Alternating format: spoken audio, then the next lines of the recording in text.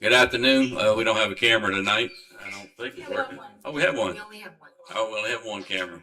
All right. I would call the agenda meeting to order for Wednesday, July 1st. First off, we're going to have remarks from nominees from the Industrial Board.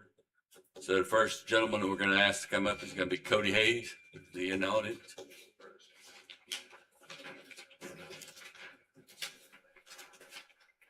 How you doing? Good. Can we hear? Is it good? Oh, All right. I'm Cody Hayes. I live in Fenton, well, a mile west of Fenton. I manage all our family's rice and crawfish farms.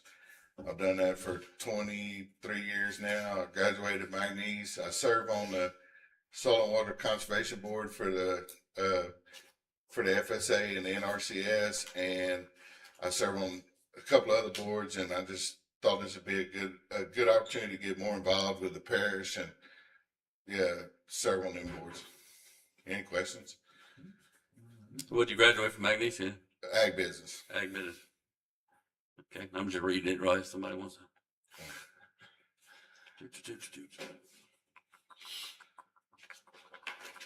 So what made you decide you want to do? You just felt like you wanted to do something? Yeah, just to serve and get more involved in the community side of things. All right. Anybody have any questions for him? No. Ben, anything? No. All right.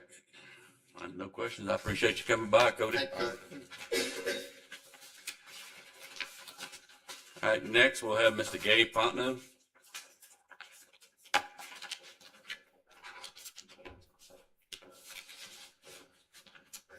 All right. Good afternoon, everybody. I don't know if everyone knows me here. My name's Gabe Fontenot. I'm from Elton, Louisiana. I'm back in Elton now. I've been away for 14 years now. I went to Lake Charles, went to McNeese, graduated in business administration back in 17. And ever since then, I was in corporate America, managed a few different sales teams across Louisiana, as well as Texas, Mississippi, and Alabama.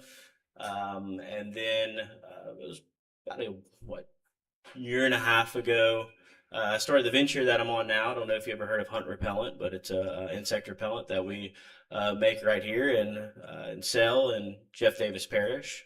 And started at the business incubator at McNeese State University, so partnered with them. Started with the business incubator, developing our formulation and really our plan of action to go and launch a business. And since then, we moved out of the business incubator in Lake Charles, and to be honest, I was looking at, hey, where am I going to do this distribution facility? Where am I going to launch this business? And I shopped around Calcasieu Parish for a while, right? I lived there. It made absolute sense, but I wanted to bring it home. So I purchased a vacant building in Elton, Louisiana, where I'm from, and opened my business there. And since then, we've grown as of today, or I believe it was yesterday afternoon. I'd have to ask my associate back there, but we're in 400 locations now across the United States. We're onboarding with some very large major retailers, and we'll hit a year middle of next month. So pretty quick growth for sure. So outside of that, I'm also on the economic board for the parish now. I was appointed several months back. Stay pretty busy with that as well as my business, and really just looking to get more involved with the parish now that I'm here. And I'm obviously invested here in the parish. I believe in the parish. I believe that we have a lot of opportunity in Jeff Davis Parish. And Mr. Petrie asked me, hey, would you be interested in this? And so I went to the first economic board meeting, which was, I believe, 2 or 3 weeks ago. I went with the economic board and sat in to see what was, going on. What was it about? What were some of the abilities that it has? And like I said, I think there's a big runway for our parish, but I don't take that lightly at all. It's something I will work towards. It's something I'm going to put my heart and soul into, and if I'm going to do it, I'm going to do it right, because my time is valuable and I believe in it. It's not something I just want to sit on. And any questions about me or anything? I know that was kind of a quick little elevator pitch, I guess. I like the Hunt product. I've used it. I mean, Yeah, I know that you're partner or whatever. Thank you. But yeah, that's about me. I'm a boy from Elton. I'm back, and I'm betting on Jeff Davis Parish. And I'm betting on Elton, Louisiana. So. Okay. Anybody got any questions? No?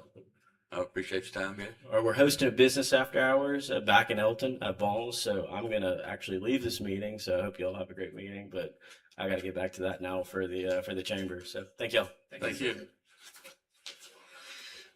All right, next, we're gonna have an update from Lauren Heinen on the Louisiana Supreme Court approval of the drug court in our district. Thank you. I actually have the drug court team here. So I have Judge Steve Goodell. I have Mr. David Marcantel with the Public Defender Board, along with his Public Defender John Vidrine, and then myself, and also my Assistant District Attorney Benjamin Cormier here. I'll let Judge Goodell talk about the particulars of the approval of the drug court, which is very exciting. And we have approval for that, and so there's obviously going to be a limited budget for that. We do have the opioid abatement task force, opioid abatement settlement funds available for some supplementation as per the memo of understanding, and so I've been in contact with Ben and Lance about that. And so we're going to work on potentially getting a cooperative, the cooperative endeavor agreement that we have in place amended to encompass some continued use of those funds. I also just wanted to give you guys an update. I do actually have an 18-year projection from the Louisiana Opioid Abatement Task Force, denoting essentially the projected monies coming in all the way through, let's see, all the way through 2041. I'm sorry, it's a 21-year thing, but year 21. And our year started, year 1 and 2 was 2021 and 2022.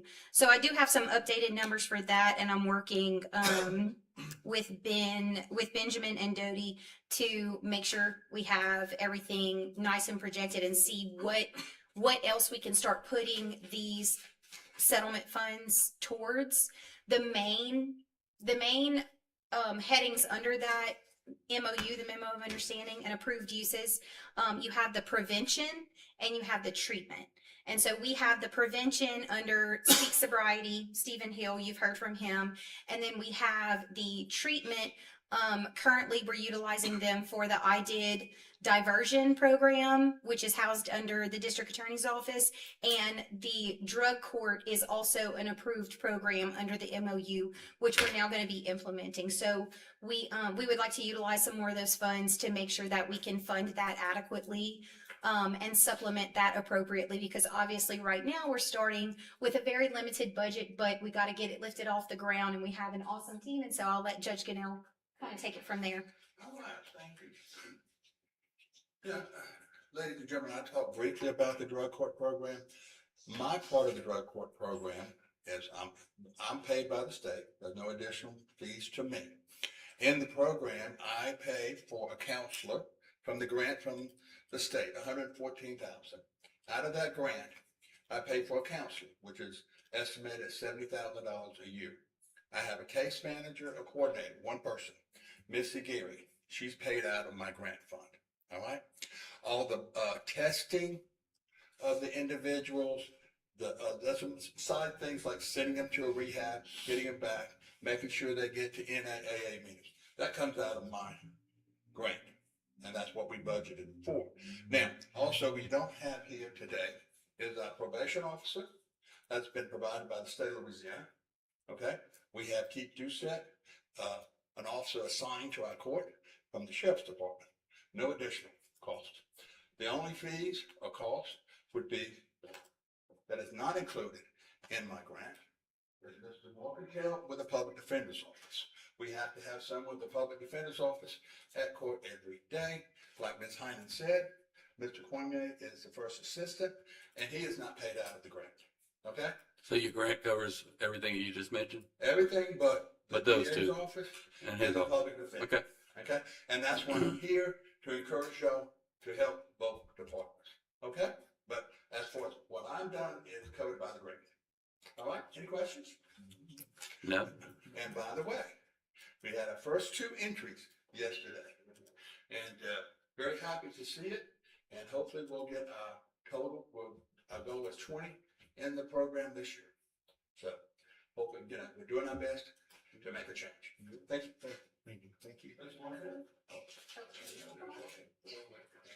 I just wanted to let you guys know, we are, with the opioid abatement settlement funds, we can sustain this additional programming, and we still have some availability to provide scholarships to people. I say they call it scholarship. If there's anybody who cannot afford to participate in programming such as diversion and drug court, the MOU does allow for us to cover that.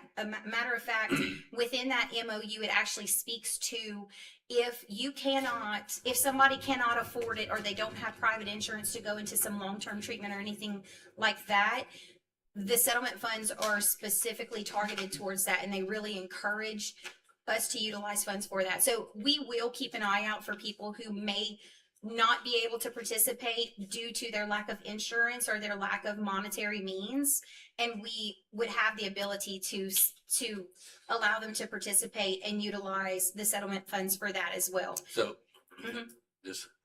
so it'll cover for the diversion program, you can use the opioid, is what you're saying. Yes. Will it also cover Mr. Cormier and Mr. Marcantel? It would cover Mr. Cormier and Mr. Yes, it would supplement the district attorney's office and the public defender's office. Okay. And then as the drug court continues to grow, if we see a necessity, we would obviously come back here and talk to you guys about all of that and be completely transparent. But it is an accepted use of those funds, and we're very blessed to have those and blessed to have the relationship that we do with the police jury, so that we can have these things that we really desperately need. And so we'll continue to look at some more preventative measures to continue sort of balancing that prevention with the treatment.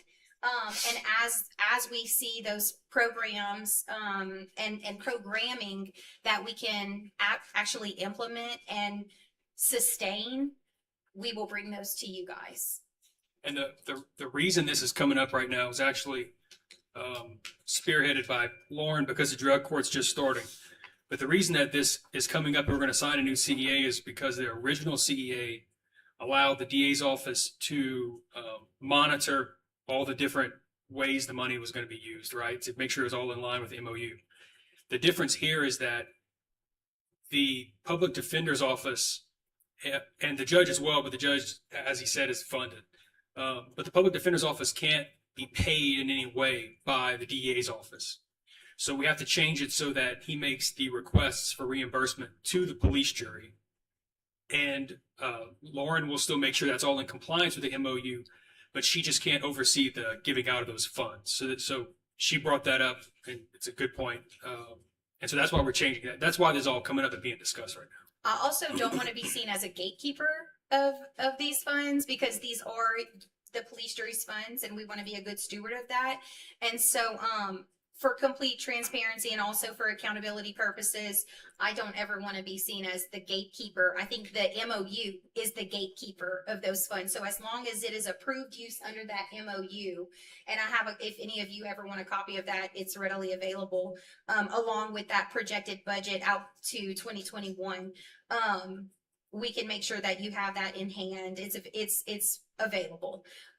But the gatekeeper of those funds is really the MOU. And so, in my opinion, as long as the programming is sustainable and acceptable under the MOU, then that's going to benefit our parish. Definitely. All right, anybody got any questions? Ms. Lauren, Mr. Cadell? Anybody? I believe, is the public defender's office here? Did you want to say something? Mr. David. It's up to you. I'll say it. At least 90% of the people that are charged with crimes in Jeff Davis Parish are represented by the Public Defender's Office. My name's David Marcantel. I'm the Chief Public Defender for the parish, for this judicial district. And just from many, many years of experience, I've been a public defender for 33 years now. Drugs, opioids, other kinds of drugs are a key thing, so that almost everybody that we represent, and we represent at least 1,200 people a year, is some way tied into abuse of drugs. it may be a burglary, but they're stealing to go buy drugs. And there's so many things like that. So, expending these funds for the benefit of the public defender's office is within the meaning of that opioid settlement.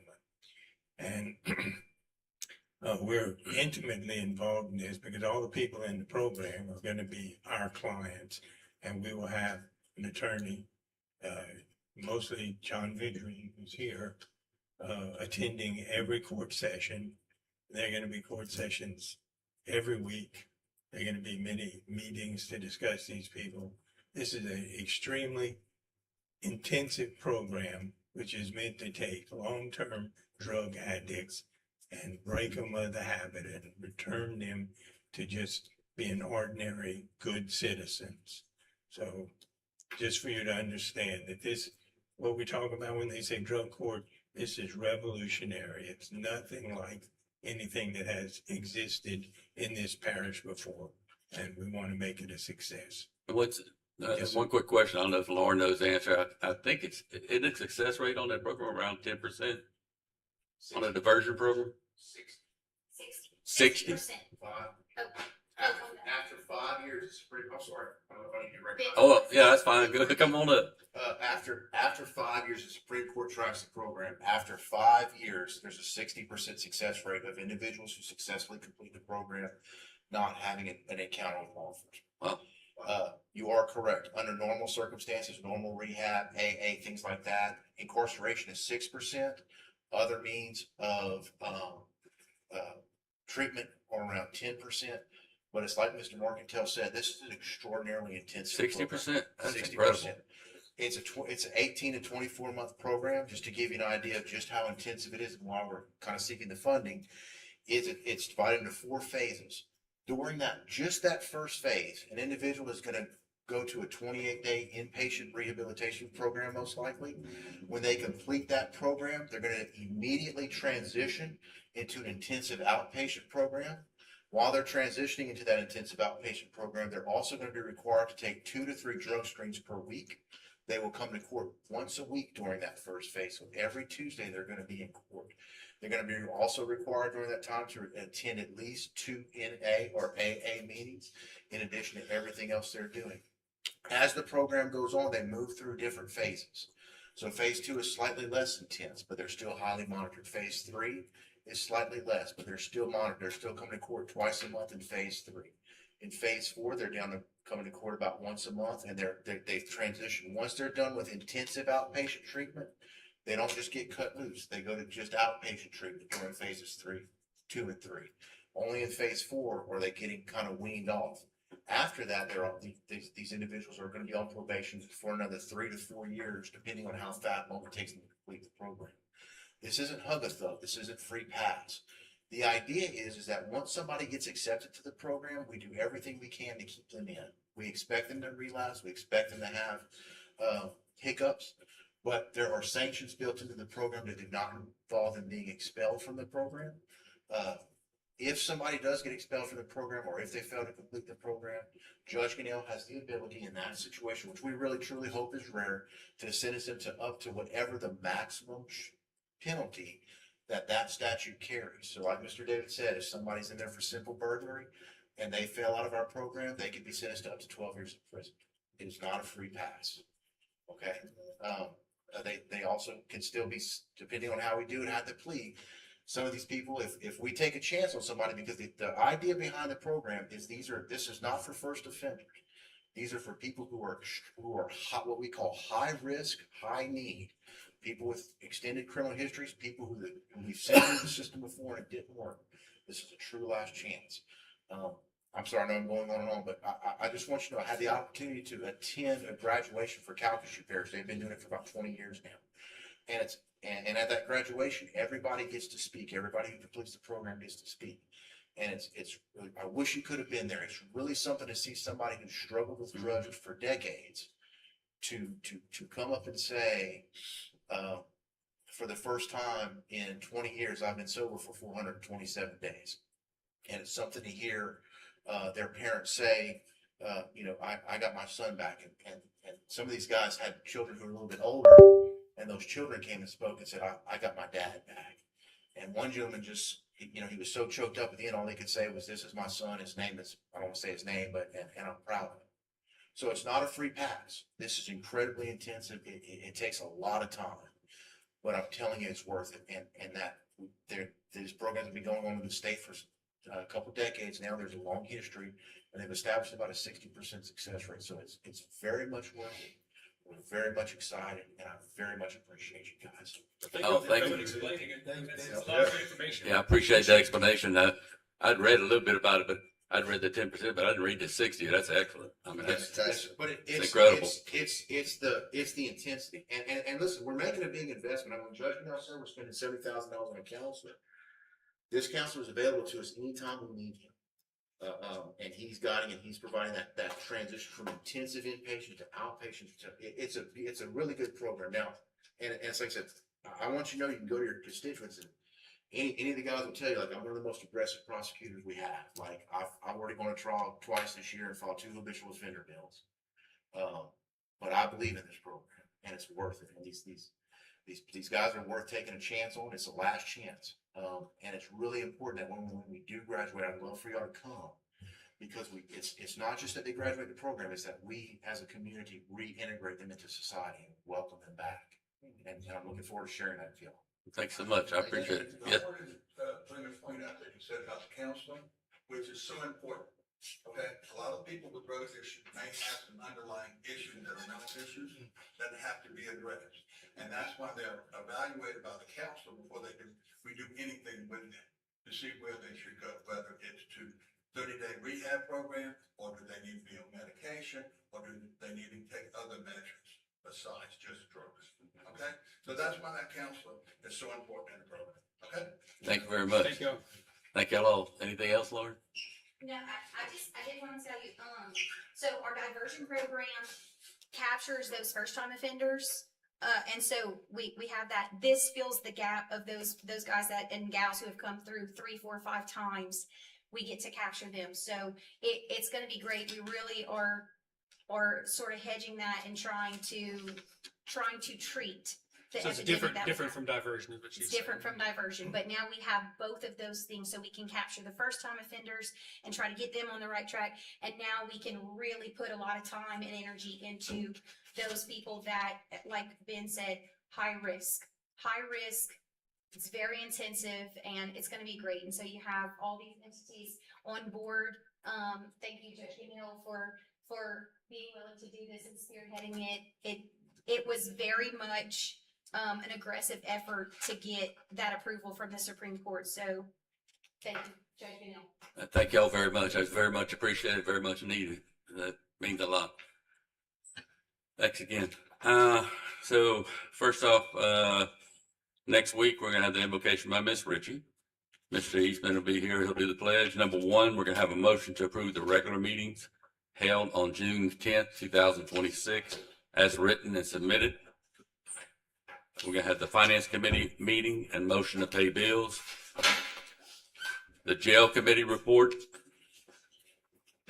Number 4, a motion to grant GOSEP the use of the William Broussard Event Center to host a crisis training on 7/8/2026 from 9 to 4. And we'd like to get that approved tonight. So I have a motion by Mr. Lewis, second by Mr. Adams. Any questions? All in favor? Oh, I'm sorry. Did they go back and discuss this again? Because the last time was a hiccup. Did they get an attendance? Because when I talked with the regional court, the reason why it was put off the last time was because there was an issue with attendance. So I hadn't heard that. Yes, they talked to you and told you? Okay. I'm just as curious because again, No, I'm just I hadn't heard second time that. hearing it again. So, okay. All right. All right, so we had a motion and a second. Any other discussion? All in favor? Any opposed? So that motion will pass. Number 4. All right, and we're also going to discuss a motion to accept GIS Engineering's RFQ submittal for engineering design and construction administration services for the 27 LDCR 7701 Topsy Drainage Project funded through LA Office of Community Development, and for the parish president and/or parish administrator to execute all documents. Number 6, We have a motion to discuss and consider approval of the Capital Area Finance Authority Bond Participation Program. Number 7, motion to accept resignation of Alan Benoit from the Gravity Drainage Board. Number 9, effective July 31st, 2026. And I'd also like to send him a letter of pending it passes of thanks for his service. He's been there a long time. Motion to receive nominations for the Gravity Drainage District Number 9 Board, effective August 1st, 2026, with the term ending December 31st, 2028, currently held by Mr. Benoit, and to revoke any prior commitments in conflict within. As a note, a gentleman from Lacassee, Mr. Myron Navarre, has been recommended for appointment for this position. All right. Number 9, motion to accept the resignation of Senator Jerry Tennyson from the Jefferson Davis Industrial Development Board. Number 10, motion to receive nominations to fill the vacancy of the Industrial Development Board beginning July 8, 2026, with the term ending on 10/31/2028, previously held by Senator Jerry Tennyson, and to revoke any prior appointments in conflict with herewith. I'm sorry, Mr. President. Next week when this comes up, this board has a lot more authority than people realize. So I'd like to discuss that Yes, when this comes up, so we don't blow past it. But next week I'll bring it up. Yeah, if you could, yeah. It's a really he'll go into it in detail, but it's a really important appointment. Not saying that all of them aren't really important, but this one really is. Can take tax money away from the parish. So. Yeah, they can. That's a lot they can do. So it's important that we appoint, someone that we think will do us a good job. Motion number 11. Number 11. Motion to discuss and accept proposal from Durable Piling Restoration LLC in amount of $45,200 for pile splicing and bridge repairs on Ordway Cove Bridge. We'd like to get that approved tonight to limit the closure of the bridge. So I need a motion by Mr. LeBeau, second by Mr. Cormier. And discussion, anybody? So being that question I would have is, you went and looked at the bridge. Yeah, I went look at the bridge. I'd come up with a tieback system that I was going to put out for bid, and we got with Durable Pile because this particular bridge is in the process of getting replaced through the off systems bridge program. This repair is probably going to be at least a 10-year plus repair, but ultimately the repair only needs to last a couple of years. So we think this was a very budget friendly repair that'll open the bridge back up till the bridge is ultimately replaced. No, my only question was there's no bond on them or anything. It doesn't show. 50,000 and above, I believe, is required for a bid bond. So, But under 50, okay. correct. Anybody else have any questions for anybody? All right, all in favor? Any opposed? All right, that motion will pass. Number 11. Number 12, motion to approve corporate endeavor agreement with Oak Crossing. Number 13, motion to approve advertising for and hiring of an animal control officer. Number 14, motion to purchase 2 rail car culverts for Eugene Road with a quote of $20,856 each. And we would need to approve that tonight to limit the closure of the bridge. I got a motion by Mr. LeBeau, second by Mr. Adams. Any discussion on that? All in favor? Any opposed? So that motion will pass. Number 15, motion to purchase 2 rail car culverts for Verrett Road. Can't even talk here.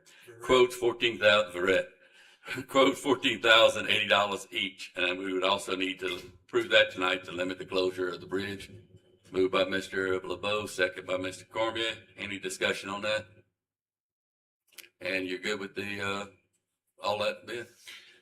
Yeah,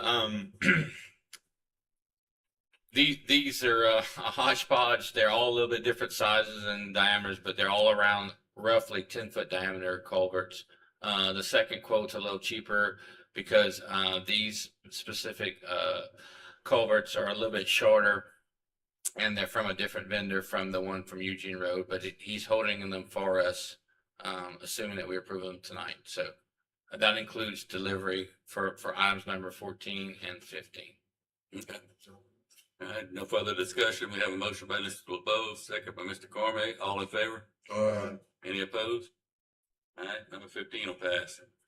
Next one, number 16, motion to discuss and consider bidding out culvert replacement at Eugene and Barrett Road versus renting equipment and doing the work in-house. And we would also need to approve that tonight to limit the bridge closure. Moved by Mr. LeBeau, second by Mr. Adams. Any discussion on that? So we'd have to rent the machines, get them delivered to the site because we'd have to have the machine there to offload the culverts when they arrived.